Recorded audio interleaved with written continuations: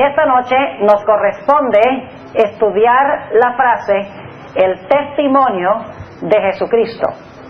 Sin embargo, antes de entrar a nuestro estudio esta noche, quiero invitarles a que inclinen sus rostros conmigo y vamos a hacer lo que hacemos cada noche antes de abrir la palabra.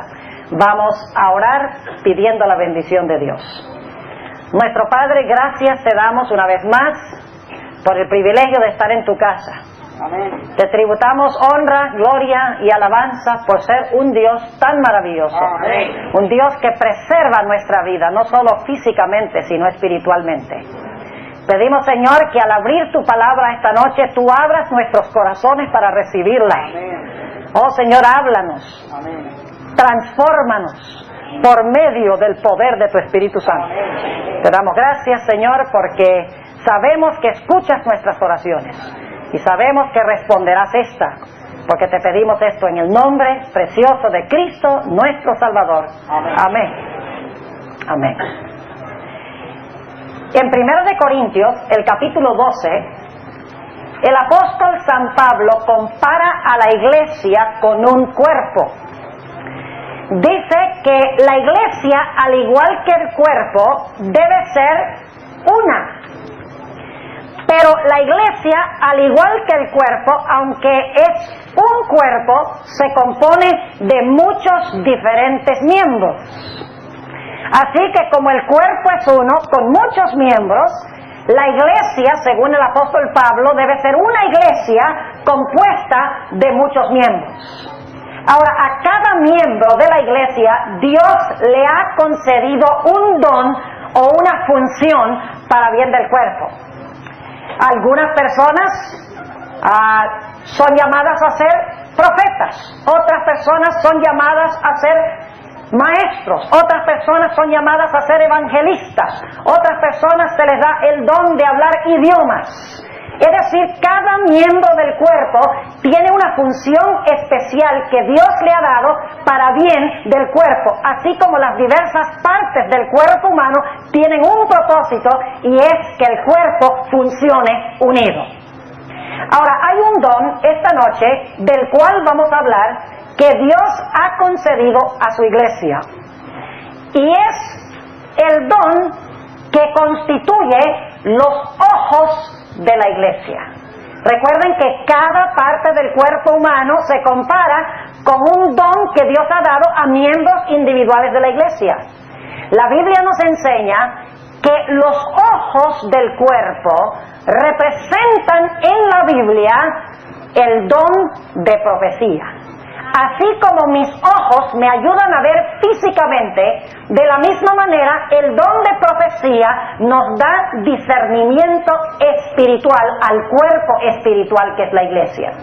Quisiera invitarles a abrir sus Biblias conmigo a 1 Samuel 9:9 para que veamos este aspecto tan importante. 1 Samuel, el capítulo 9 y el versículo 9. El don de profecía constituye los ojos de la iglesia. Note lo que dice nuevamente 1 Samuel 9 y el versículo 9. Dice aquí: antiguamente en Israel, cualquiera que iba a consultar a Dios decía así: venid y vamos hasta el ¿qué? El vidente. Ahora, ¿qué palabra está relacionada con la palabra vidente? Profeta, sí, pero ¿qué significa vidente? Significa uno que ve, exactamente. Noten que dice entonces que el pueblo iba a consultar a Dios y decía así: venid y vamos hasta el vidente. Porque el que ahora se llama profeta, antiguamente era llamado vidente. Ven ustedes que los ojos de la iglesia lo constituye, ¿qué cosa? El don de profecía. Es decir, el profeta es el que le da ojos a la iglesia. Ahora, ¿qué sucede cuando la iglesia no quiere escuchar la voz de un profeta? Vamos a Isaías, el capítulo 29 y el versículo 10. Isaías 29 y el versículo 10. Nos dice qué pasa cuando la iglesia rehúsa escuchar la voz de un profeta. Dice allí en Isaías 29 y el versículo 10, porque Jehová extendió sobre vosotros espíritu de sueño y cerró vuestros ¿qué? Cerró vuestros ojos. ¿Y qué significa eso? Cubrió vuestros profetas y vuestros principales videntes. ¿Qué sucede cuando la iglesia no quiere el don profético? Cuando no quiere escuchar al profeta, dice que equivale a Dios cubrir los ¿qué? Los ojos de los profetas y los ojos de los videntes para que el pueblo no pueda ver. Ahora quiero compartir con ustedes dos versículos más que están relacionados con esta idea de que el don de profecía son los ojos de la iglesia. Ustedes conocen muy bien este texto en Proverbios 29 y el versículo 18, a donde dice el sabio Salomón, donde no hay visión, el pueblo perece o se disipa. Donde no hay visión, el pueblo ¿qué? Se disipa. Ahora, ¿saben ustedes que esa palabra visión es la palabra hebrea chazón, que es la misma palabra que se usa en el libro de Daniel para hablar de las visiones que Dios le dio al profeta Daniel? Es decir, lo que el sabio Salomón está diciendo en Proverbios 29:18 es que donde no hay visión profética, el pueblo se disipa, se escurre, se desparrama o perece, como dice en algunas versiones. Ahora, vamos a Apocalipsis, el capítulo 3 y el versículo 18, y vamos a notar algo muy interesante en cuanto a la última iglesia. ¿Cuál es la última iglesia del libro de Apocalipsis? La iglesia de Laodicea. Muy bien, la iglesia de Laodicea. ¿Y quién es la iglesia de Laodicea? Los bautistas, los pentecostales, los metodistas, los presbiterianos. No, señor. La sierva del Señor nos ha dicho que la iglesia de Laodicea es nuestra iglesia, la iglesia adventista del séptimo día.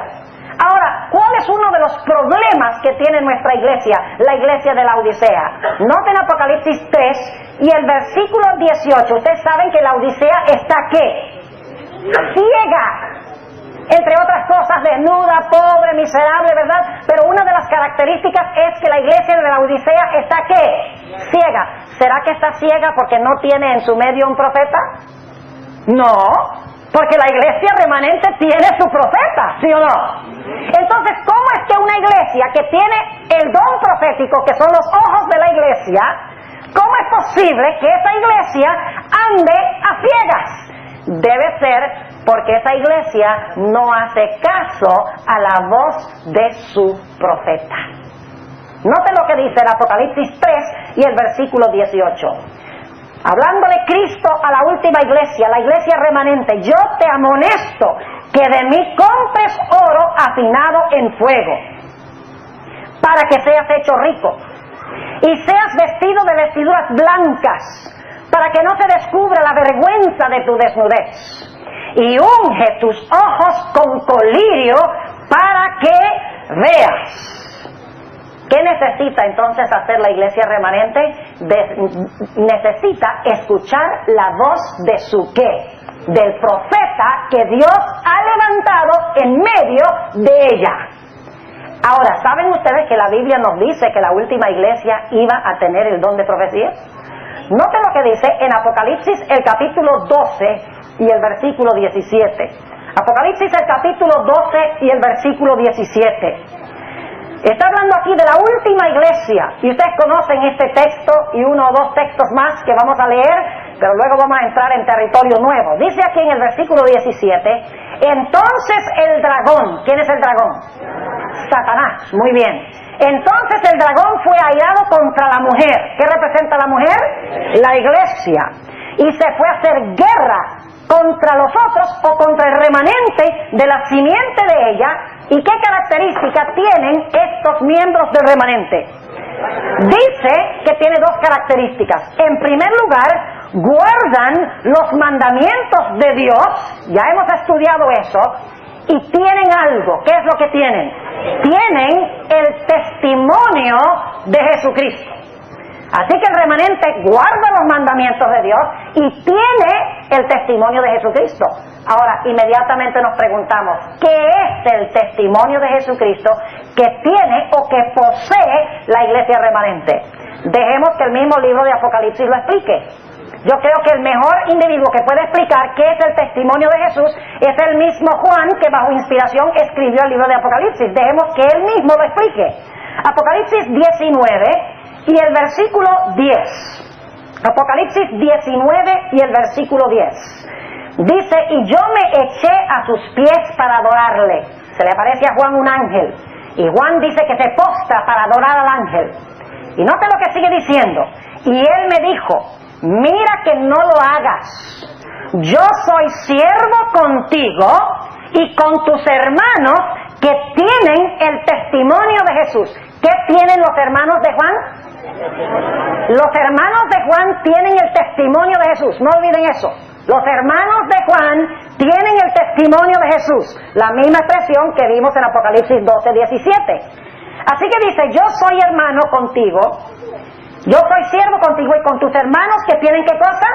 El testimonio de Jesús. Y luego sigue diciendo, adora a Dios, porque el testimonio de Jesús es el espíritu de la profecía. ¿Qué es el testimonio de Jesús? El espíritu de la profecía. Ahora, ¿por qué se le llama el espíritu de la profecía? Yo les pregunto, en 1 Corintios 12, ¿quién es el que da los dones? ¿Han leído ahí en 1 Corintios 12, donde habla de un cuerpo? ¿Quién es el que da esos dones a la iglesia? Un mismo espíritu, dice allí. Entonces yo pregunto, ¿el don de profecía quién lo da? El Espíritu Santo. Por eso es que se conoce como el espíritu de profecía, porque el espíritu es el que da el don de profecía. Ahora, ¿por qué se le llama el testimonio de Jesús al espíritu de profecía? Porque los profetas dieron testimonio ¿de quién? De Cristo. Ustedes conocen ese texto en Juan 5:39, donde Jesús dice, si creyeseis a Moisés, creeríais a mí, porque de mí escribió a él. Escudriñad las escrituras, porque a vosotros os parece que en ellas tenéis la vida eterna, y ellas son las que dan testimonio ¿de quién? De mí. ¿De quién dan testimonio los profetas? De Jesús. Por eso es que el don de profecía se conoce como el testimonio de Jesucristo, porque los profetas dan testimonio de Jesús. Y se llama espíritu de profecía porque el Espíritu Santo es el que da o concede el don de profecía. ¿Está claro? Volvamos otra vez a Apocalipsis 19:10. Dice nuevamente, yo me eché a sus pies para adorarle, y él me dijo, mira que no lo hagas. Yo soy siervo contigo y con tus hermanos que tienen el testimonio de Jesús. Los hermanos de Juan, ¿qué es lo que tienen? El testimonio de Jesús. ¿Y qué es el testimonio de Jesús? El espíritu de profecía. Ahora, vamos a Apocalipsis 22, 8 y 9, que está relacionado con este versículo. Apocalipsis 22 y el versículo 8 y 9. Noten lo que declara este versículo tan importante. Yo, Juan, soy el que ha oído y visto estas cosas. Y después que hube oído y visto, noten nuevamente la misma escena, me postré para adorar delante de los pies del ángel que me mostraba estas cosas. ¿Es la misma escena que lo que acabamos de leer en el 19:10? Nuevamente se aparece un ángel, Juan se arrodilla para adorar al ángel, y ahora noten lo que dice el versículo 9. Y él me dijo, mira que no lo hagas. Y ahora viene una parte muy clave. Porque yo soy siervo contigo y con tus hermanos, ¿qué? Los profetas. Ahora, vamos a comparar el 19:10 con el 22:9. ¿Qué tienen los hermanos de Juan en Apocalipsis 19:10? El testimonio de Jesús. Pero ¿quiénes son los hermanos de Juan en el 22:9? Los profetas. Entonces, el testimonio de Jesús significa ser un ¿qué? Un profeta. Entonces yo pregunto, ¿el remanente final que Satanás va a odiar va a tener en su medio la voz profética? Claro que sí. Va a tener el testimonio de Jesús, va a tener el mismo don que tenía Juan. Porque los profetas son hermanos de Juan porque tenían el mismo don que poseía Juan. Es decir, la iglesia remanente iba a tener el testimonio de Jesús, que es el espíritu de profecía. Iba a tener en su medio, en los últimos días, a un profeta. Ahora, nosotros los adventistas creemos que se ha manifestado en nuestra iglesia la voz profética a través de una mujer llamada Elena White. Es una escritora de muchos libros bajo inspiración del Espíritu Santo. Esta noche, en nuestro tema, yo quiero comprobarles sin lugar a duda alguna de que Dios levantó el don profético en la iglesia remanente exactamente cuando la profecía dijo que se debía levantar. Es ineludible, es irrefutable lo que vamos a hablar esta noche. Así que presten cuidadosa atención, porque vamos a ver que para ser la iglesia remanente hay que tener este don. Hay muchas iglesias hoy que profesan ser la iglesia verdadera, pero para ser la iglesia verdadera tienen que tener la paciencia de los santos, tienen que guardar los mandamientos de Dios, tienen que tener la fe de Jesús, tienen que poseer el testimonio de Jesucristo, tienen que adorar al Creador guardando su santo sábado, tienen que creer que la hora de su juicio ha llegado, tienen que creer que Babilonia ha caído, tienen que advertirle al mundo en cuanto a la marca de la bestia, tienen que recibir el sello de Dios. Todo eso es un paquete que va con el remanente. Cualquier iglesia que profese ser la iglesia remanente necesita poseer todas estas características. Ahora, esta noche vamos a hablar del testimonio de Jesucristo.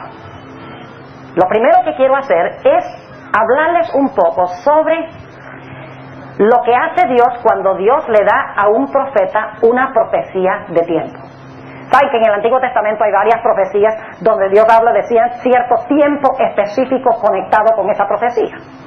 Déjenme explicarles cómo funciona este asunto cuando Dios da una profecía de tiempo.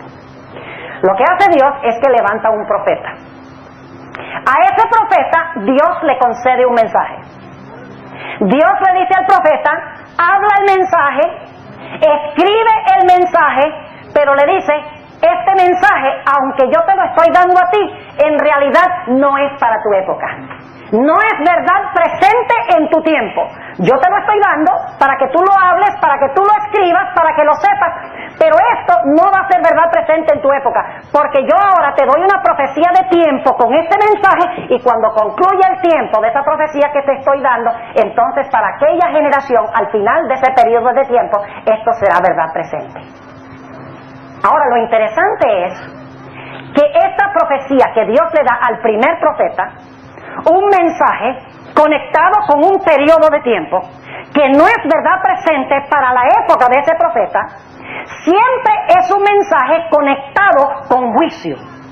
Es un mensaje que siempre tiene que ver con juicio, y es un mensaje a través del cual Dios siempre habla de que cuando termine el periodo Él va a sacar a un pueblo remanente.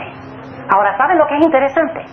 Después que pasa esa profecía de tiempo que Dios le dio a ese primer profeta, Dios levanta al final de ese periodo a otro profeta. Y a ese otro profeta, cuando concluye el tiempo, Dios le da el mismo mensaje que le dio al primer profeta. Solo que le dice a este último profeta, ese mensaje que no era verdad presente para la época del primer profeta, ahora tú debes proclamar ese mensaje porque es verdad presente para tu generación. Se va a cumplir en tu tiempo y en tu época. Y ¿saben lo interesante? Este segundo profeta siempre habla un mensaje de juicio como el primer profeta. Y el segundo profeta que Dios llama al final de ese periodo, siempre saca juntamente con él a un pueblo remanente. Esa es la forma que Dios opera cuando Dios da en el Antiguo Testamento profecías de tiempo. Repasando, Dios llama a un profeta, le da un mensaje, junto con el mensaje le da una profecía de tiempo. Le dice, este mensaje no es verdad presente para tu época, no es para tu gente, en tu tiempo, ni siquiera es para ti. Pasa el periodo de tiempo en esa profecía. Dios al final levanta a otro profeta. Este profeta predica el mismo mensaje que Dios le dio al primer profeta. Pero Dios le dice, ahora ese mensaje que hablé a mi primer profeta es verdad presente para tu época. Proclámalo porque se va a cumplir en tu época. Siempre es un mensaje de juicio, y al final del periodo de tiempo, Dios siempre saca a un remanente.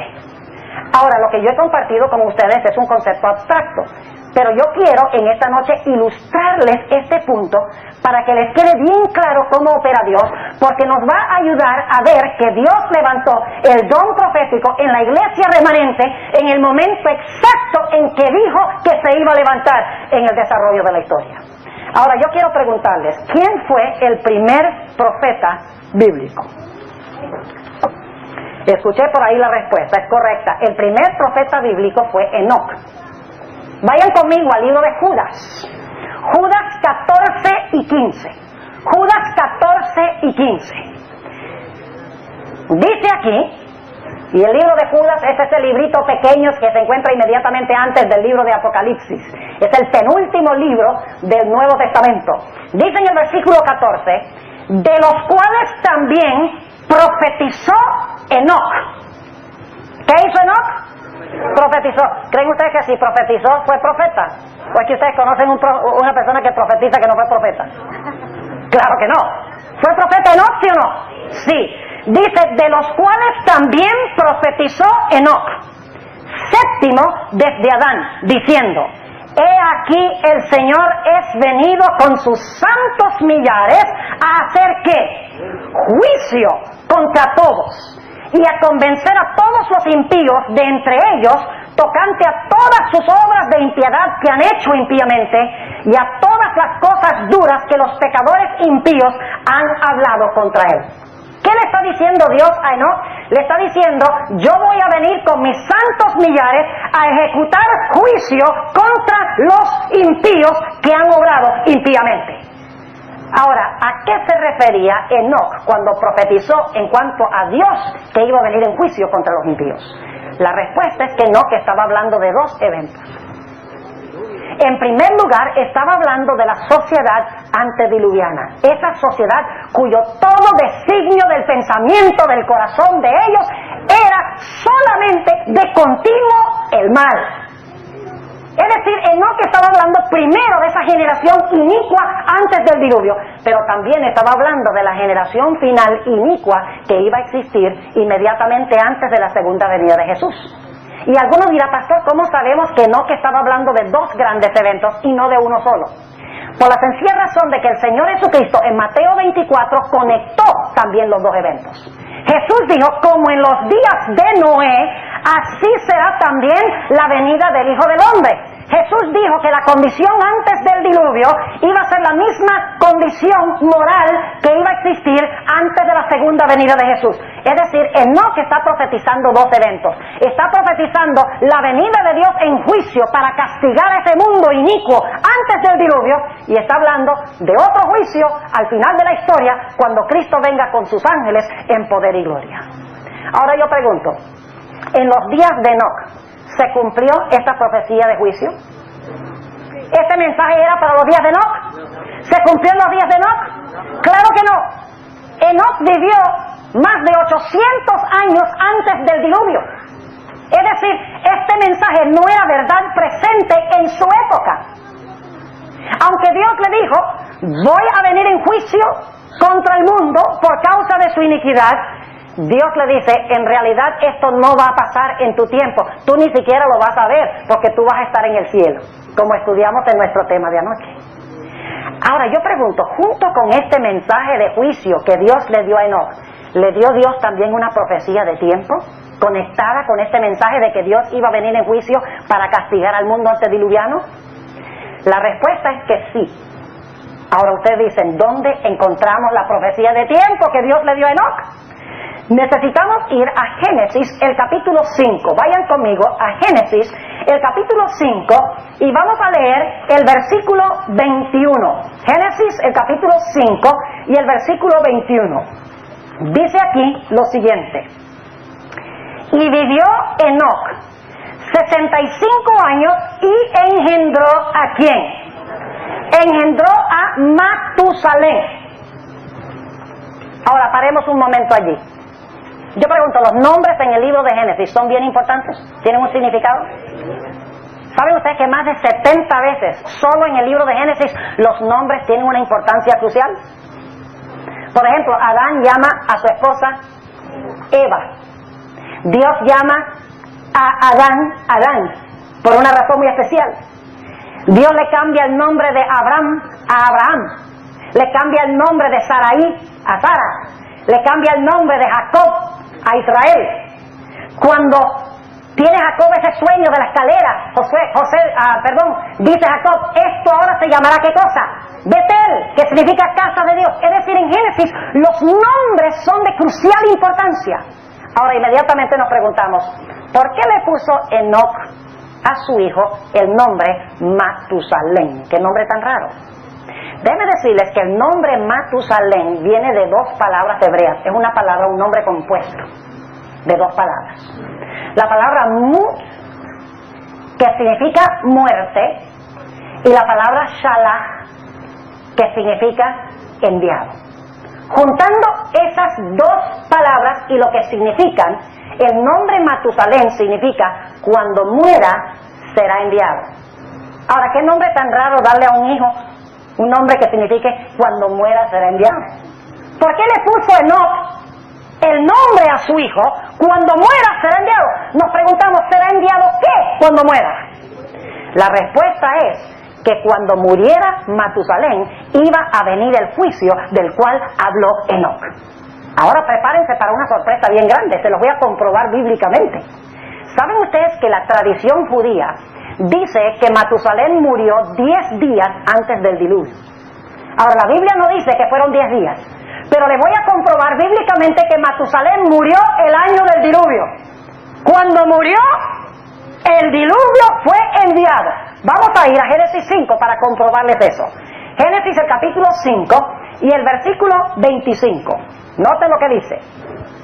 Y vivió Matusalén 187 años y engendró a Lamec. ¿Cuánto tiempo vivió Matusalén hasta que engendró a Lamec? 187, ok, anoten ahí 187. Desde que nació Matusalén hasta que tuvo a Lamec, 187 años. Ahora, noten lo que dice el versículo 28. Y vivió Lamec, desde que él nació, 182 años y engendró un hijo. Así que se tiene que sumar 187 más ¿cuánto? Más 182. Y luego les pregunto, ¿cuántos años vivió Noé antes de venir el diluvio?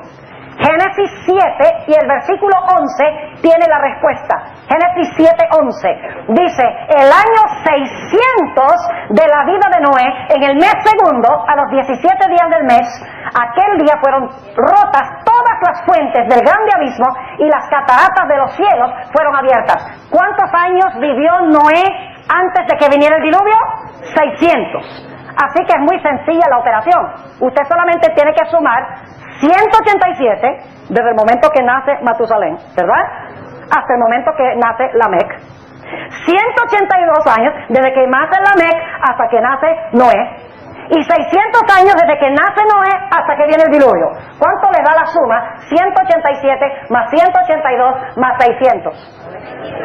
969. Ahora, ¿por qué es importante esa cifra? Vayan conmigo a Génesis 5 y vamos a leer el versículo 27. Dice, fueron pues todos los días de Matusalén 969 años y murió. ¿Entendieron? ¿Cuándo murió Matusalén? Bíblicamente, el mismo año del diluvio. Ahora ustedes pueden imaginarse una conversación entre Matusalén y sus amiguitos que están jugando por allí. Los amiguitos que lo conocen por primera vez le dicen, ¿cómo tú te llamas? Me llamo Cuando me muera será enviado. Pero qué nombre raro, cuando te mueras será enviado ¿qué? Bueno, lo que está hablando Enoc, mi padre. Pregúntenle a él. De que Dios iba a venir ¿en qué? En juicio contra esa civilización antediluviana. No era verdad presente en los días de Enoc, porque no se realizó en sus días, fue centenares de años después. Cuando muriera Matusalén, iba a venir el diluvio. Cuando muera será enviado. Es decir, el nombre de Matusalén era una profecía de tiempo. Ahora, yo pregunto, cuando este periodo se estaba terminando, ¿levantó Dios a otro profeta? ¿Sí o no? ¿Cómo se llamaba ese profeta que levantó Dios? Noé. Predicó Noé el mismo mensaje que había predicado Enoc centenares de años antes. Dijo Noé que Dios ahora iba a venir en juicio para castigar a la civilización antediluviana, ¿sí o no? Es decir, Noé es el último profeta que hace verdad presente en su tiempo la profecía que dio Enoc. ¿Me están entendiendo? Y por eso la Biblia dice, por ejemplo en 2 de Pedro 2:5, que Noé fue un pregonero de justicia. Y dice en Hebreos 11:7 que por su predicación condenó al mundo. Es decir, trajo juicio sobre el mundo por su predicación. Porque como Enoc había dicho que Dios venía en juicio contra ese mundo malvado, ahora Noé dice, en mi tiempo, en mi vida, va a venir Dios a cumplir lo que dijo a través de Enoc. Y ahora Matusalén dice, cuando yo me muera, en este momento será enviado. Y yo pregunto, ¿sacó Dios en los días de Noé, cuando se cumplió esta profecía, a un remanente? Claro que sí. ¿Cuántos fueron? Fueron 8 personas. Ahora, este es solamente el primer ejemplo. Les voy a dar varios ejemplos bíblicos para que ustedes vean que la forma como Dios opera en este sentido es una forma matemática. Vamos a nuestro segundo ejemplo. Génesis, el capítulo 20 y el versículo 7. Génesis, el capítulo 20 y el versículo 7. La mayoría de la gente desconoce que Abraham fue un profeta. Pensamos de Abraham como patriarca. Pero la Biblia dice que Abraham fue un profeta. En un momento lo vamos a leer. Déjenme darles un poquito de marco histórico, de contexto. Ustedes recuerdan que la Biblia dice que Abraham fue y se encontró con Abimelech. Tenía miedo de que Abimelech iba a tomar a su esposa, que era muy bonita. Y entonces le dice a Sara, mira, dile que eres mi hermana. No le digas que eres mi esposa. Porque si le dices que eres mi esposa, entonces me mata a mí y te toma a ti. Por lo menos, si tú le dices que eres mi hermana, te va a tomar a ti, pero no me van a matar a mí. Y si no fuera porque Dios le dio a Abimelech un sueño, se hubiera realizado esto. Ahora noten lo que dice el capítulo 20 y el versículo 7, Dios a Abimelech en este sueño. Ahora pues vuelve la mujer a su marido, porque es profeta y orará por ti y vivirá. Pregunta, ¿fue Abraham profeta, sí o no? Claro que sí. Ahora, ¿qué profecía de tiempo le dio Dios a Abraham? ¿Le dio Dios una profecía de tiempo a Abraham? ¿Vinculado con un mensaje? Claro que sí. Vayan conmigo a Génesis el capítulo 15. Génesis el capítulo 15. Y vamos a empezar nuestra lectura en el versículo 13. Génesis el capítulo 15 y el versículo 13. Dice aquí, entonces dijo a Abraham, Dios está hablando, ten por cierto que tu simiente será peregrina en tierra no suya, y servirá a los de allí, y serán por ellos afligidos, ¿qué? 400 años. ¿Le dio Dios al profeta Abraham una profecía de tiempo? ¿Sí o no? Claro que sí. Ahora, ¿qué iba conectada con esta profecía de tiempo? ¿Qué mensaje iba conectado con esta profecía de tiempo? Noten lo que dice el versículo 14. Mas también a la gente a quien servirán, ¿qué? Juzgaré yo. Y después de esto saldrán con grande riqueza. El mensaje que Dios le dio a Abraham, ¿fue un mensaje de juicio? ¿Sí o no? ¿Iba vinculado con una profecía de tiempo? ¿Sí o no? Claro que sí. Ahora, ¿esta profecía era verdad presente para los días de Abraham? ¿Sucedió esto en los días de Abraham? ¿Qué va? Note lo que dice el versículo 15. Dice, y tú vendrás a tus padres en paz, y serás sepultado en buena vejez. Es decir, esta profecía que yo te estoy dando no es para ti. A ti no te van a tribular, tú no vas a estar cautivo, yo no voy a tener que librarte a ti, tú sencillamente vas a venir en paz a tus padres, te vas a morir tranquilito en paz. Es decir, no es para tu época. Ahora yo pregunto, cuando concluyeron los 400 años, levantó Dios a otro profeta para hacer del mensaje de Abraham verdad presente. ¿Quién fue ese profeta? Se llamaba Moisés. Y algunos dicen, bueno, pero Moisés no fue profeta. Moisés era el líder de Israel. Pero la Biblia dice que Moisés era profeta. Vamos a verlo. Vamos al libro de Oseas. Oseas el capítulo 12. Oseas el capítulo 12. Y vamos a leer en la última parte del capítulo en cuanto a Moisés. Dice en el capítulo 12 y específicamente en los versículos 13 y 14 lo siguiente. Dice: mas Jacob huyó a tierra de Aram, y sirvió Israel por mujer, y por mujer fue pastor. Y ahora noten el versículo 14. Y por profeta hizo subir Jehová a Israel de Egipto, y por profeta fue guardado. ¿Fue Moisés un profeta? Claro que sí. Ahora yo pregunto, ¿Moisés habló sobre el mismo tema del cual había hablado Abraham? ¿Trataron el mismo punto? Sí, porque Abraham dijo: cuando pasen los 400 años, ustedes van a ser esclavos, cuando pasen los 400 años, al final del periodo, a esa gente yo la voy a juzgar. Al final del periodo, Dios levanta a Moisés y le dice a través de Moisés al pueblo: ahora es el momento que a esa gente yo la voy a juzgar y los voy a sacar a ustedes, como le prometí a Abraham, mi profeta. ¿Hizo Moisés verdad presente el mensaje y la profecía de tiempo que había dado Abraham? Claro que sí. Y yo pregunto, ¿sacó Moisés de Egipto a un pueblo remanente? Claro que sí. Fíjense cómo funciona en este caso también. Pero estos no son los únicos ejemplos. A través de toda la historia, Dios opera, mis hermanos y mis hermanas, de esta forma matemática. Levanta a un profeta, le da un mensaje, junto con el mensaje una profecía de tiempo, le dice: esta profecía no es para tu época, nada más te la doy a ti. Después que pase el tiempo, yo levanto otro profeta. Ese profeta dice: ahora el mensaje del primer profeta es verdad presente, porque el tiempo ha concluido. Dios juzga y Dios saca a un pueblo remanente. Esa es la forma como opera Dios cuando da estas profecías de tiempo. Ahora vamos a nuestro tercer ejemplo. Vayan conmigo a Jeremías, el capítulo 25.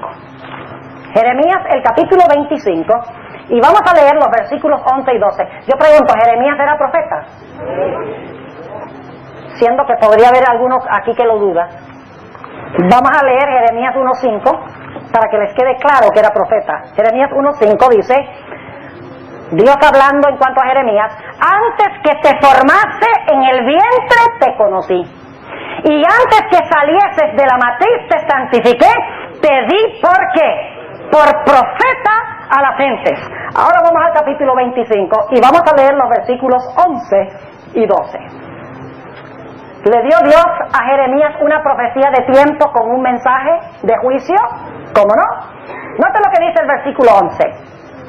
Y toda esta tierra, hablando de la tierra de Israel, Dios va a venir para castigarlos por su apostasía. Babilonia va a venir y va a destruir el templo, la ciudad, los muros. Dice: y toda esta tierra será puesta en soledad, en espanto, y servirán estas gentes al rey de Babilonia, ¿cuánto? 70 años. ¿Le dio Dios a Jeremías una profecía de tiempo? ¿Sí o no? ¿Y qué dice Dios que va a pasar después de los 70 años? Versículo 12. Y será que cuando fueren cumplidos los 70 años, es decir, al final del periodo de tiempo, visitaré sobre el rey de Babilonia. ¿Qué significa eso? Visitaré sobre el rey de Babilonia. ¿Ustedes creen que esa es una visita amistosa? Como yo los visito en la casa durante esta semana. Ustedes saben que en la Biblia la palabra visitaré significa vendré ¿en qué? En juicio. Por ejemplo, el mandamiento dice: visitaré la maldad de los padres sobre los hijos hasta la tercera y la cuarta generación. Pregunto entonces, ¿el mensaje que Dios le dio a Jeremías era un mensaje de juicio? ¿Que cuando concluyera este tiempo Dios iba a venir en juicio contra Babilonia? ¡Claro que sí! ¿Esto se realizó en los días de Jeremías? No, ni siquiera la gente creía lo que estaba diciendo. Ustedes pueden leerlo. Cuando el rey recibió el rollo con la profecía de Jeremías, el rey dijo: muchas gracias, me sirve de combustible, y lo echó al fuego, porque Israel no creía ni siquiera que esto iba a pasar. Jeremías murió antes de que el pueblo fuera llevado a cautiverio. Es decir, Dios le dio este mensaje a Jeremías, le dio la profecía de tiempo, le dio lo que iba a pasar cuando concluyera la profecía de tiempo, pero no era verdad presente para los días de Jeremías. Ahora yo pregunto, después de este periodo de los 70 años, ¿levantó Dios a otro profeta para hacer verdad presente el mensaje que le había dado a Jeremías? ¿A quién levantó? A Daniel. Vamos al libro de Daniel para que ustedes vean cómo funciona esto. Daniel, el capítulo 9. Y saben ustedes que Daniel, el capítulo 9, está relatando eventos que suceden 2 años antes de terminarse los 70 años. 2 años antes de concluir esta profecía. Ahora Daniel va a hacer verdad presente lo que Dios le dio a Jeremías. Note lo que dice Daniel 9, 1 y 2. En el año primero de Darío, hijo de Asuero, de la nación de los Medos, el cual fue puesto por rey sobre el rey de los Caldeos, en el año primero de su reinado, yo, Daniel, miré atentamente en los libros el número de los años del cual habló Jehová al profeta Jeremías, que había de concluir la asolación de Jerusalén en 70 años. ¿Por qué Daniel está estudiando la profecía de los 70 años? ¿Por qué esa profecía específica? Tantas profecías que estudiar. Pero está estudiando la profecía de los 70 años. ¿Por qué razón? Porque Daniel va a hacer del mensaje de Jeremías verdad presente en su época. ¿Cumplió Dios en los días de Daniel esta profecía? ¿Usó a Daniel para dirigir al pueblo de Dios en su éxodo de Babilonia? ¿Ustedes saben que sí? Y yo pregunto, ¿sacó Dios de Babilonia a un pueblo remanente? Claro que sí. Pero los ejemplos no terminan aquí. Recuerden que estamos tratando de ver cuándo Dios iba a levantar el último profeta en la iglesia remanente, el testimonio de Jesús, el don de profecía. Vamos a nuestro siguiente ejemplo. Yo me imagino que la mayoría de los que están aquí conocen una profecía que se conoce como la profecía de las 70 semanas. ¿Han oído hablar de la profecía de las 70 semanas? No voy a leer ni siquiera los versículos, ustedes los pueden conseguir en Daniel 9, 24 al 27. ¿Cuántos años son las 70 semanas? 490 años. Yo pregunto, ¿quién está en el mismo centro de la profecía de las 70 semanas? ¿Cuál es la semana más importante de todas? La última. Y yo pregunto, ¿qué 3 grandes eventos se profetizan en cuanto a esa última semana? Primero, en el año 27, el Mesías iba a hacer ¿qué cosa? Ungido. Al comienzo de esta última semana de años, una semana tiene 7 días, pero en las profecías un día equivale a un año. En esos últimos 7 años, de los 490 años de la profecía de las 70 semanas, iban a pasar 3 cosas cruciales. Primero, el Mesías iba a ser ungido. ¿A qué se refería eso? ¿Cuándo fue ungido Jesús? En el momento de su bautismo. El segundo gran evento que se iba a realizar en la profecía de las 70 semanas, al final, era que en la mitad de esa última semana, el Mesías iba a ser ¿qué? Muerto o crucificado. Yo pregunto, ¿se realizó eso con Jesús? ¿Murió como el Cordero de Dios en la mitad de esa última semana? Claro que sí. Y el tercer evento que se iba a realizar en esa última semana de la profecía de las 70 semanas era el rechazo del Mesías por la nación judía, y el mensaje iba a ir de los judíos a los gentiles. Y eso sucedió cuando Esteban fue apedreado en el año 34. 3 grandes eventos en la profecía de las 70 semanas. 1, el bautismo del Mesías. 2, que el Mesías iba a ser crucificado como el Cordero de Dios que quita el pecado del mundo. Y 3, la nación judía iba a ser rechazada como el pueblo especial de Dios. Ahora yo pregunto, ¿esta profecía era verdad presente en los días de Daniel? Esta profecía de tiempo, donde él hablaba de que el Mesías iba a venir, iba a ser ungido, iba a morir como el Cordero, la nación judía iba a ser rechazada, ¿esa era verdad presente en los días de Daniel? ¿Qué va? Daniel murió centenares de años antes que se cumpliera esto. Pero ahora yo les pregunto, al final de ese periodo levantó Dios a otro profeta para decir que el tiempo de las 70 semanas se había cumplido y que el Mesías había llegado, ¿sí o no? ¿Quién fue ese profeta? Juan el Bautista. Vayan conmigo al libro de San Lucas, el capítulo 7. Lucas 7 y el versículo 26 hasta el versículo 28. Lucas 7, 26 al 28. Aquí está hablando Jesús. ¿Mas qué salisteis a ver? ¿Un profeta? También os digo, y aún más que un profeta. ¿Qué era Juan el Bautista? No cualquier profeta, ¿era qué? Más que un profeta. Este es de quien está escrito: he aquí envío mi mensajero delante de tu faz, el cual aparejará tu camino delante de ti. Porque os digo que entre los nacidos de mujeres no hay mayor profeta que Juan el Bautista, mas el más pequeño en el reino de los cielos es mayor que él. Pregunta, ¿fue Juan el Bautista un profeta, sí o no? ¿Y por qué fue levantado Juan el Bautista? ¿Quién ungió? ¿Quién bautizó a Jesús? Y cuando lo bautizó, ¿cómo lo presentó? He aquí el Cordero de Dios que quita el pecado del mundo. ¿Está siendo verdad presente la profecía de las 70 semanas, la última semana, sí o no? Claro, porque Él es el que bautiza al Mesías, como decía en la profecía de las 70 semanas. Él es el que introduce al Mesías como el Cordero que será inmolado a la mitad de la semana.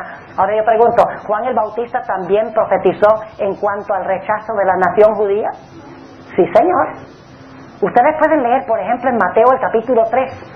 Él dice, ahora la segur está puesta a la raíz de todos los árboles.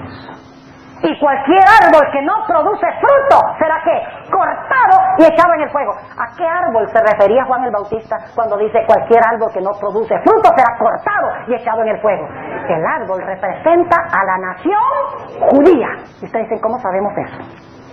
Porque en la última semana de la vida de Jesús, antes de su crucifixión, el Señor Jesucristo vio de lejos una higuera. Y si tuviera tiempo les predicaba el tema completo sobre las 3 referencias a la higuera en los evangelios, que es en Mateo 3, Lucas 13 y Marcos 11. Pero solamente voy a referirme brevemente al último episodio que menciona la higuera. Dice la Biblia que el Señor Jesucristo vio una higuera. En la Biblia la higuera representa a Israel, nadie discute eso. Aún los teólogos no adventistas dicen que la higuera representa al pueblo de Israel. El Antiguo Testamento también lo dice. Entonces Jesús le dice a los discípulos, vamos a buscar fruta en esa higuera.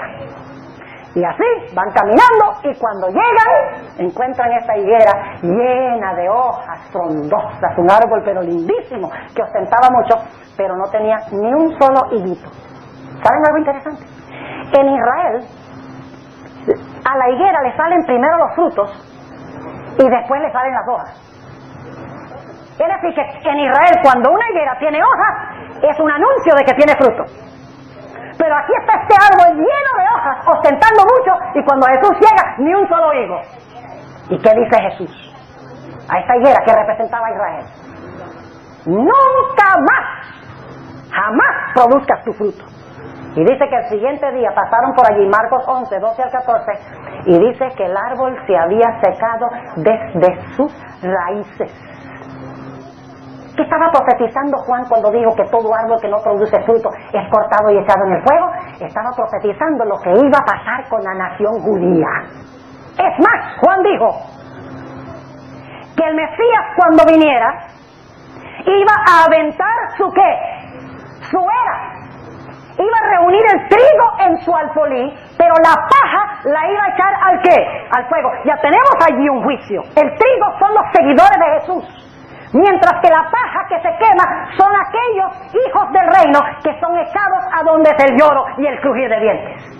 Juan el Bautista también les dijo, y no penséis decir dentro de vosotros, somos hijos de Abraham, porque Dios puede levantar a hijos de Abraham de esas piedras. Pregunto entonces, Juan el Bautista, al final de las 70 semanas, ¿predicó el mismo mensaje que encontramos en esta profecía de tiempo? ¿Sí o no? ¡Claro que sí! Es decir, Juan el Bautista hizo verdad presente la profecía de las 70 semanas. Y ahora yo pregunto, cuando la nación judía fue rechazada y terminó esta profecía de tiempo, ¿sacó Dios, cuando juzgó a la nación judía, a un remanente? ¿Cuál remanente fue? Los 12 apóstoles que formaron el núcleo ¿de qué? De la iglesia cristiana. Ahora he guardado el mejor ejemplo de último. ¿Han visto cómo opera esto? ¿Lo entienden? Levanta a Dios un profeta, le da un mensaje. Conectado con el mensaje, una profecía de tiempo. Le dice, este mensaje, aunque te lo doy a ti, no es para tu tiempo, no es verdad presente. Pasa el tiempo, en la profecía, Dios levanta a otro profeta. Le da el mismo mensaje que al primer profeta y le dice, el tiempo se cumplió, ahora esta es verdad presente para tu época. es un mensaje de juicio, y al final Dios siempre saca a un remanente. Esa es la forma como Dios opera. Lo hemos comprobado con Enoc y con Noé, con Abraham y con Moisés, con Jeremías y con Daniel en la profecía de las 70 semanas y con Juan el Bautista. Ahora vamos a nuestro último ejemplo. Hay otra profecía en el libro de Daniel que es más larga que la de las 70 semanas. ¿Cuál profecía es esa? La profecía de los 2300 días, que no son días sino que son ¿qué? Años. ¿Con qué tiene que ver esta profecía de los 2300 días? Se encuentra en Daniel 8:14, donde dice hasta 2300 días de tarde y mañana y el santuario será purificado. ¿Qué evento se está describiendo cuando se habla de que el santuario será purificado? ¿Cuándo se purificaba el santuario en el Antiguo Testamento? Una vez al año, en el día de la expiación. ¿Era un día de juicio, sí o no? Claro, era un día cuando Dios separaba a los penitentes que afligían su alma en el día de expiación, ayunaban, lloraban por perdón de sus pecados, de aquellos que no simpatizaban con la obra del sumo sacerdote. Era un día de juicio, el Yom Kippur, el día de expiación. Es decir, que en Daniel 8:14 se está prediciendo que en 2300 años, desde el tiempo cuando empezó a cumplirse esta profecía, el santuario iba a ser purificado. Es decir, iba a comenzar ¿qué cosa? El juicio. Y tiene que haber comenzado en el santuario celestial, porque 2300 años después de los días de Daniel no había santuario terrenal, había sido destruido en el año 70 por las tropas de los romanos. Tiene que ser otro santuario. El libro de Hebreos dice que ahora el santuario es donde está Cristo. El sumo sacerdote es Cristo. La ciudad no es Jerusalén terrenal, sino la Jerusalén celestial. Es decir, hoy en día el santuario que va a ser purificado es el santuario celestial a donde ministra Cristo, nuestro sumo sacerdote. Así que Dios le da a Daniel esta magnífica profecía, que en 2300 años el santuario iba a ser purificado. Dos cosas: una profecía de tiempo y un mensaje de purificación del santuario conectada con la profecía de tiempo. Ahora yo pregunto, ¿esta era verdad presente para los días de Daniel? Vamos a Daniel 12, para que ustedes vean que en los días de Daniel esto no era verdad presente. Daniel, el capítulo 12 y el versículo 4, Daniel 12 y el versículo 4, dice aquí: tú, empero, Daniel, cierra las palabras y ¿qué? Y sella el libro. ¿Cuál libro? Específicamente la porción de Daniel que tiene que ver con esta profecía de 2300 días. Dice, cierra las palabras y sella el libro. ¿Hasta cuándo? Hasta el tiempo del fin. ¿Qué significa sellar y cerrar un libro?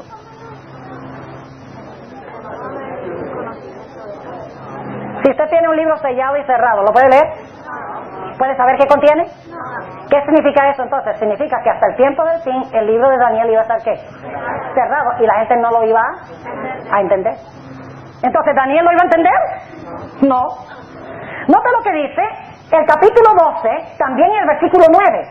Dice, y dijo, anda Daniel, que esas palabras están cerradas y selladas hasta el tiempo del cumplimiento. Es decir, esto no es para ti, ni para tu gente, ni para tu época. Es más, Dios dice en el versículo 13, y tú irás al fin y reposarás, y te levantarás en tu suerte al final de los días. Es decir, esto no es para, tú vas a reposar y al final de los días tú vas a resucitar y punto final. No es para tu época. Ahora yo pregunto, ¿creen ustedes que al terminar los 2300 días Dios iba a levantar a otro profeta para hacer verdad presente esta profecía que dio Daniel, sí o no? Si Dios sigue el modus operandi o el modo de operación que hemos estado estudiando, esperaríamos que cuando concluyan los 2300 días o años, cuando llegue a su conclusión, Dios va a levantar a un profeta que va a hablar sobre esta misma profecía y va a decir, esta profecía ahora es verdad presente. ¿Cuándo se cumplió esta profecía? En 1844. Levantó Dios a una persona que procuró explicar esta exacta profecía en 1844? Esto es lo aterrador. En diciembre de 1844, después del gran chasco, Dios levantó a Elena White. Tenía 17 años. ¿Y saben ustedes lo primero que quiso explicar la hermana White cuando Dios la llamó? No la Trinidad. No el hecho de que no debemos comer carne de puerco. Eso vino en 1863. No el estado de los muertos. Ni aún el sábado fue lo primero que ella explicó. ¿Saben qué procuró explicar ella en sus primeras visiones? La razón del chasco. ¿Y qué es lo que Jesús había ido a hacer en el santuario celestial en cumplimiento de la profecía de los 2300 días? Ahora yo pregunto, habiendo tantas cosas bíblicas de las cuales podía hablar, ¿por qué Elena G. White escoge hablar específicamente de este versículo, Daniel 8 y el versículo 14? Echó una lotería, digo, bueno, vamos, cara, Daniel, sello, Jeremías. Y luego dice, cara, Daniel 10, sello, o Daniel 8, sello, Jeremías 10. ¿Así fue? ¿Por qué la hermana White lo primero que hace es tratar de explicar Daniel 8:14? Porque ella es el segundo profeta que Dios levantó para explicar esta profecía de tiempo que había dado Daniel. Ella se levantó y predicó ese versículo exacto en 1844, la fecha exacta cuando se cumplió esta profecía. Hizo verdad presente la profecía que había dado Daniel tanto tiempo antes. Y dijo, ahora el juicio ha comenzado. Daniel dijo, el santuario será purificado. Elena White dice, el santuario, Cristo ha comenzado ¿a qué? A purificarlo. ¿Tiene que ver el mensaje de la hermana White con el juicio? ¿Daniel 8:14 con el juicio, sí o no? Ahora, sacó Dios bajo el liderazgo de su profeta a un pueblo remanente. ¿Sí o no? ¡Claro! La iglesia remanente la sacó bajo el liderazgo de Elena White. Ahora escuchen bien lo que voy a decir. En un radio de unos 20 años, alrededor de 1844, se levantaron muchos movimientos religiosos. Déjenme compartir algunos de ellos con ustedes, aunque hay más. Durante este periodo, alrededor de 1844, se levantaron los mormones, con su profeta José Smith. Se levantaron los testigos de Jehová, con su profeta Charles Russell. Se levantó la ciencia cristiana, con su profetisa Mary Baker Eddy. Se levantó el espiritismo moderno, con sus campeonas, las hermanas Fox, de Rochester, Nueva York. Se levantó el pentecostalismo moderno bajo el liderazgo de una mujer que pocas personas conocen su nombre, pero es la que estableció firmemente el pentecostalismo en los Estados Unidos. Se llama Margarita MacDonald. Durante este tiempo se levantó Darwin. Es más, Darwin terminó su libro El origen de las especies en el año 1844. Interesante, el mismo año que Dios llama al profeta. Se levantó también Karl Marx y Engels y escribieron su libro El Manifiesto Comunista. Ahora yo pregunto, ¿por qué será que se levantaron tantos movimientos con sus profetas alrededor de este periodo? ¿Creen ustedes que es un accidente? No. ¿Qué quería hacer Satanás? Quería confundir para que la gente no supiera a dónde buscar. Tantos movimientos con tantos campeones y profetas, ¿a dónde busco? Yo les digo dónde buscar. Busquen el profeta que habla del versículo que habló el primero. Ninguno de estos otros profetas habló de Daniel 8:14. Y mi Biblia me dice que para que el profeta pudiera ser el verdadero, tenía que hablar de lo que habló el primer profeta. Y por eso Elena G. White habló precisamente de este versículo y fue la única de todos los movimientos y de todos esos profetas que se levantaron alrededor de 1844 que trató este versículo específico. Amén. Pregunto entonces, ¿levantó Dios el don profético en la iglesia adventista en el momento exacto y preciso cuando dijo que lo iba a levantar? Amén. Claro que sí. Ahora, Déjeme concluir con esto. Nosotros los adventistas muchas veces nos llenamos de orgullo espiritual. Decimos, nosotros somos el pueblo remanente de Dios. Guardamos los mandamientos. Tenemos el testimonio de Jesucristo. Pero ni guardamos los mandamientos, ni le hacemos caso al testimonio.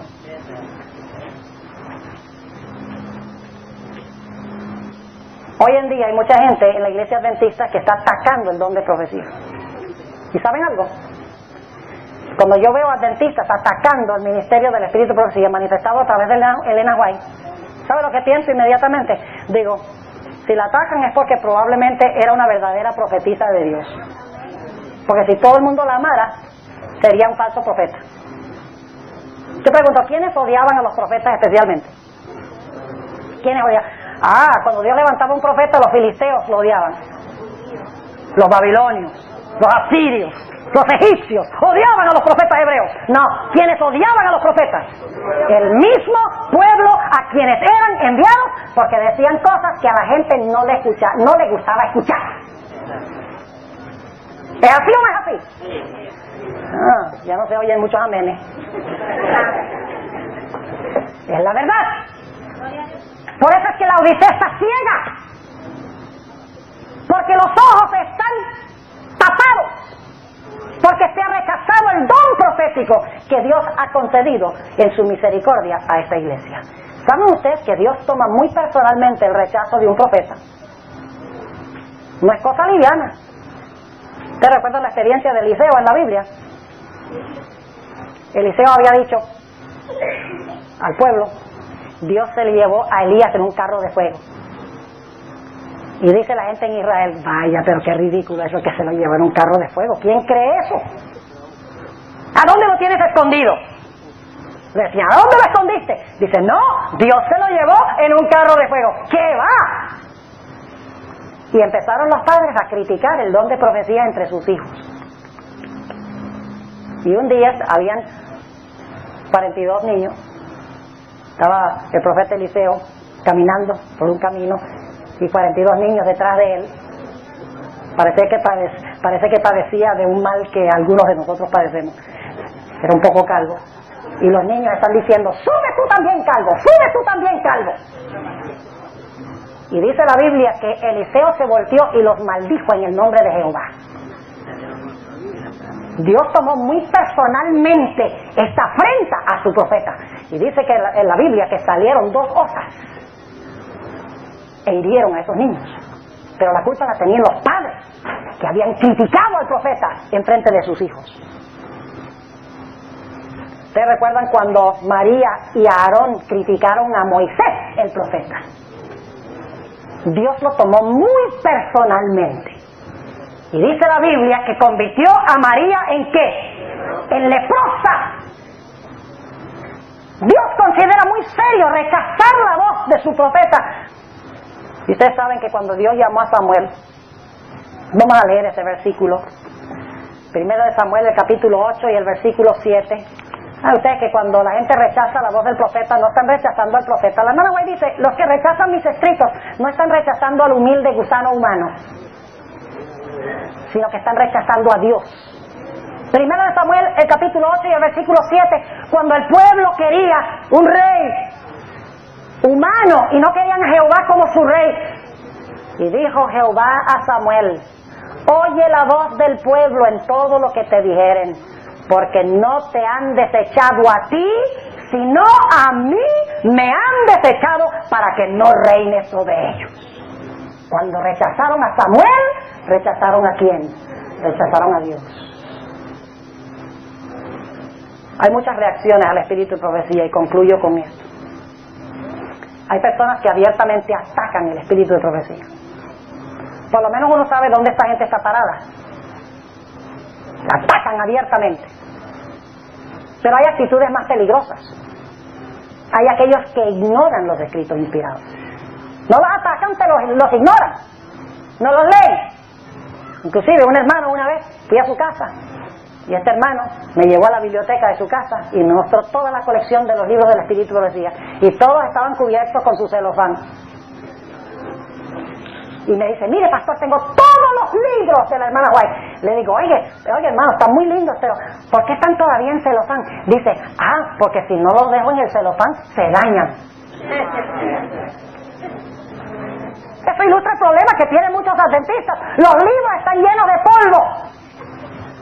O están en celofán. Y no los estamos leyendo. No los atacamos, pero los ignoramos. Que es lo mismo, los vamos a perder igual. Hay otras personas que hacen un uso selectivo del espíritu de profecía. Un uso selectivo. Antes de que usted use el espíritu de profecía para aplicárselo a otro, asegúrese que usted está viviendo en armonía con todo. Les doy una ilustración. Mi papá, cuando era presidente en esa época de la misión venezolana oriental en Caracas, se fue por allá a una ciudad que se llama Carúpano, en el oriente de Venezuela. Se fue con el departamental de educación porque estaban teniendo problemas, como ustedes aquí, no conseguían suficientes alumnos para la escuela. Y el departamental de educación un sábado por la mañana llegó y sacó los libros de la hermana White, el libro de la educación cristiana, leyó citas de la hermana White y le dio pero leña a los hermanos. Le dio palo limpio. ¿Por qué no mandaban a sus hijos? Que mire lo que dice la sierva de Dios. Y había un hermano en la iglesia, el primer anciano, que estaba bien molesto, porque de verdad los apabulló. La próxima mañana estaba mi papá y el departamental ahí en el restaurante, desayunando antes de irse, y ese primer anciano tenía que decirle algo a mi papá antes de que se fuera, así que llegó al hotel, a la recepción, y preguntó por mi papá, y el señor le dijo, no, ellos están comiendo en el restaurante, así que si te quiere vaya. Se metió ahí al restaurante, llega a la mesa donde está mi papá y el departamental de educación, y el departamental se está comiendo su tremendo bistec. Y ahora el anciano dice, aquí me saco el clavo, y mira a ese departamental en los ojos, y le apunta con el dedo, y le dice, usted es un hipócrita. Ayer usted nos apabulló y nos hirió leyendo del espíritu de profecía, que debemos mandar a nuestros hijos a escuelas adventistas. ¿Qué dice la sierva de Dios en cuanto a comer carne? Mi papá dice, para usar sus propias palabras, que parecía que ese departamental se había tragado un sapo. ¿Qué iba a decir? Nada, no pudo decir nada. Se puso de todos los colores, se tragó la lengua. Se fue el hermano contento de haberse sacado ese clavo de encima.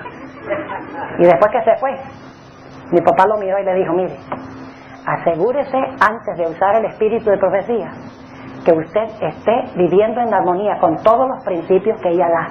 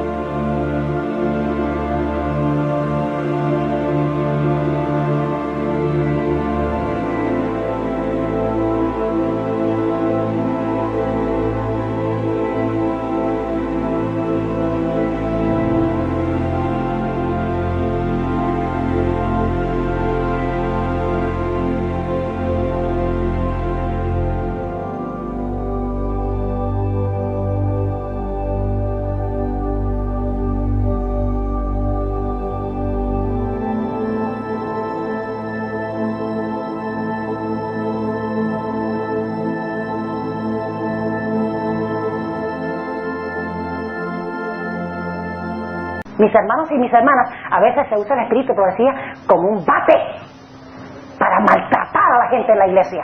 Dios no dio el espíritu de profecía para eso.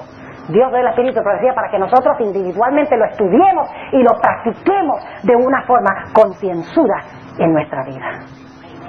Dios quiere que nosotros lo estudiemos y apliquemos los principios a nuestra vida.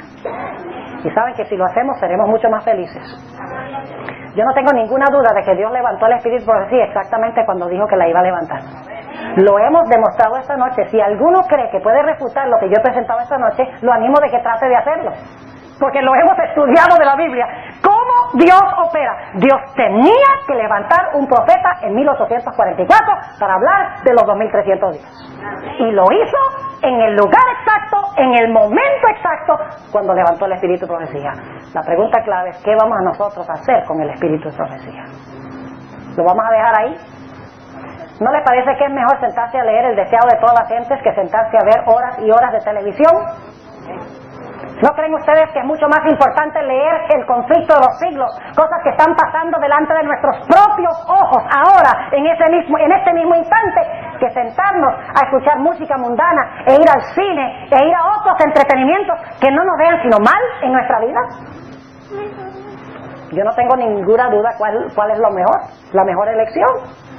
Hermanos y hermanas, tomemos nuestra decisión esta semana de que vamos a usar nuestro tiempo para estudiar la palabra de Dios, como se manifiesta en la Biblia y en el Espíritu de profecía. Y si lo hacemos, hermanos y hermanas, yo les aseguro que su vida no va a ser igual.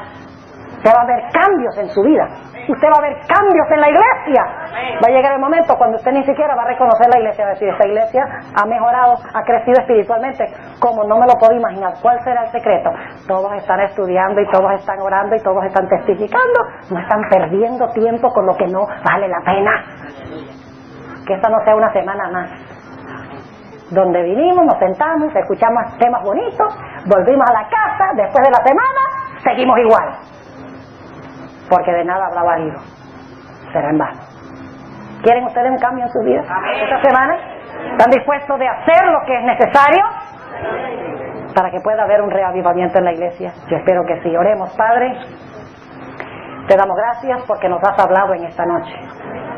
Tú has levantado a un pueblo remanente, le has dado el don profético, para que en primer lugar tu pueblo lo viva, y en segundo lugar para ayudar a tu pueblo a proclamar el mensaje con poder al mundo. Te ruego, Señor, que esta semana no sea una semana más, que tú des un reavivamiento y una reforma en esta iglesia, en Caguas 1, todas las iglesias representadas aquí. Ayúdanos, Señor, a dedicarte el tiempo que tú te mereces para que podamos crecer espiritualmente. Te doy gracias, Señor, por habernos acompañado y por responder mi oración. En el nombre de Jesús. Amén. Esta noche nos corresponde estudiar la frase, el testimonio de Jesucristo. Sin embargo, antes de entrar a nuestro estudio esta noche, quiero invitarles a que inclinen sus rostros conmigo y vamos a hacer lo que hacemos cada noche antes de abrir la palabra. Vamos a orar pidiendo la bendición de Dios. Nuestro Padre, gracias te damos una vez más por el privilegio de estar en tu casa. Amén. Te tributamos honra, gloria y alabanza por ser un Dios tan maravilloso. Amén. Un Dios que preserva nuestra vida, no solo físicamente, sino espiritualmente. Pedimos, Señor, que al abrir tu palabra esta noche, tú abras nuestros corazones para recibirla. Amén. Oh, Señor, háblanos. Amén. Transfórmanos por medio del poder de tu Espíritu Santo. Te damos gracias, Señor, porque sabemos que escuchas nuestras oraciones y sabemos que responderás esta, porque te pedimos esto en el nombre precioso de Cristo, nuestro Salvador. Amén. Amén. En 1 de Corintios, el capítulo 12, el apóstol San Pablo compara a la iglesia con un cuerpo. Dice que la iglesia, al igual que el cuerpo, debe ser una. Pero la iglesia, al igual que el cuerpo, aunque es un cuerpo, se compone de muchos diferentes miembros. Así que como el cuerpo es uno, con muchos miembros, la iglesia, según el apóstol Pablo, debe ser una iglesia compuesta de muchos miembros. Ahora, a cada miembro de la iglesia, Dios le ha concedido un don o una función para bien del cuerpo. Algunas personas son llamadas a ser profetas, otras personas son llamadas a ser maestros, otras personas son llamadas a ser evangelistas, otras personas se les da el don de hablar idiomas. Es decir, cada miembro del cuerpo tiene una función especial que Dios le ha dado para bien del cuerpo, así como las diversas partes del cuerpo humano tienen un propósito, y es que el cuerpo funcione unido. Ahora, hay un don esta noche del cual vamos a hablar que Dios ha concedido a su iglesia, y es el don que constituye los ojos de la iglesia. Recuerden que cada parte del cuerpo humano se compara con un don que Dios ha dado a miembros individuales de la iglesia. La Biblia nos enseña que los ojos del cuerpo representan en la Biblia el don de profecía. Así como mis ojos me ayudan a ver físicamente, de la misma manera el don de profecía nos da discernimiento espiritual al cuerpo espiritual que es la iglesia. Quisiera invitarles a abrir sus Biblias conmigo a 1 Samuel 9:9 para que veamos este aspecto tan importante. 1 Samuel, el capítulo 9 y el versículo 9. El don de profecía constituye los ojos de la iglesia. Note lo que dice nuevamente 1 Samuel 9 y el versículo 9. Dice aquí: antiguamente en Israel, cualquiera que iba a consultar a Dios decía así: venid y vamos hasta el ¿qué? El vidente. Ahora, ¿qué palabra está relacionada con la palabra vidente? Profeta, sí, pero ¿qué significa vidente? Significa uno que ve, exactamente. Noten que dice entonces que el pueblo iba a consultar a Dios y decía así: venid y vamos hasta el vidente. Porque el que ahora se llama profeta, antiguamente era llamado vidente. Ven ustedes que los ojos de la iglesia lo constituye, ¿qué cosa? El don de profecía. Es decir, el profeta es el que le da ojos a la iglesia. Ahora, ¿qué sucede cuando la iglesia no quiere escuchar la voz?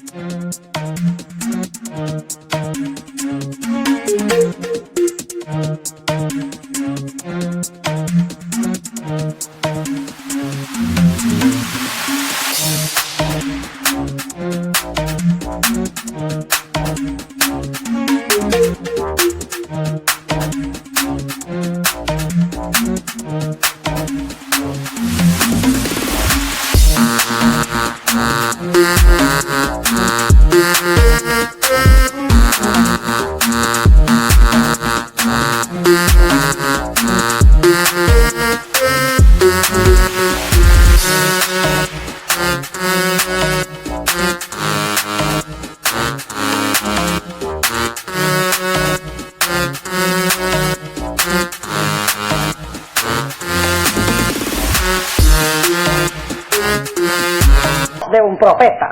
Vamos a Isaías, el capítulo 29 y el versículo 10. Isaías 29 y el versículo 10. Nos dice qué pasa cuando la iglesia rehúsa escuchar la voz de un profeta.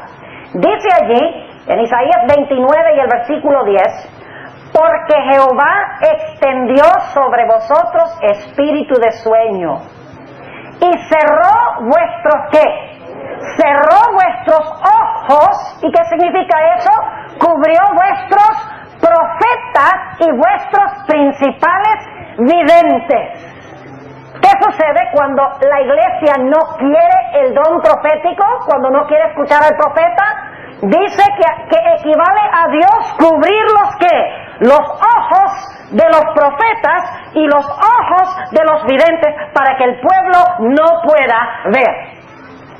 Ahora quiero compartir con ustedes dos versículos más que están relacionados con esta idea de que el don de profecía son los ojos de la iglesia. Ustedes conocen muy bien este texto en Proverbios 29 y el versículo 18, a donde dice el sabio Salomón: donde no hay visión, el pueblo perece o se disipa. Donde no hay visión, el pueblo ¿qué? Se disipa. Ahora, ¿saben ustedes que esa palabra visión es la palabra hebrea chazón, que es la misma palabra que se usa en el libro de Daniel para hablar de las visiones que Dios le dio al profeta Daniel?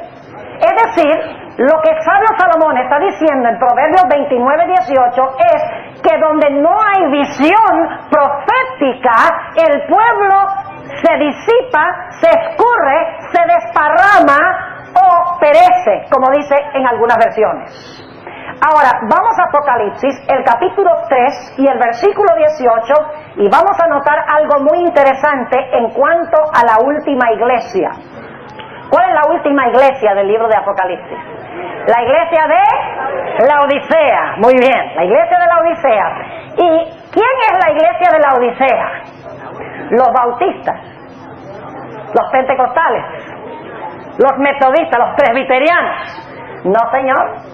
La sierva del Señor nos ha dicho que la iglesia de Laodicea es nuestra iglesia, la iglesia adventista del séptimo día. Ahora, ¿cuál es uno de los problemas que tiene nuestra iglesia, la iglesia de Laodicea? Noten Apocalipsis 3 y el versículo 18. Ustedes saben que Laodicea está ¿qué? Ciega. Entre otras cosas, desnuda, pobre, miserable, ¿verdad? Pero una de las características es que la iglesia de Laodicea está ¿qué? Ciega. ¿Será que está ciega porque no tiene en su medio un profeta? No, porque la iglesia remanente tiene su profeta, ¿sí o no? Entonces, ¿cómo es que una iglesia que tiene el don profético, que son los ojos de la iglesia, cómo es posible que esa iglesia ande a ciegas? Debe ser porque esa iglesia no hace caso a la voz de su profeta. Noten lo que dice el Apocalipsis 3 y el versículo 18. Hablándole Cristo a la última iglesia, la iglesia remanente: yo te amonesto que de mí compres oro afinado en fuego, para que seas hecho rico, y seas vestido de vestiduras blancas, para que no se descubra la vergüenza de tu desnudez, y unge tus ojos con colirio para que veas. ¿Qué necesita entonces hacer la iglesia remanente?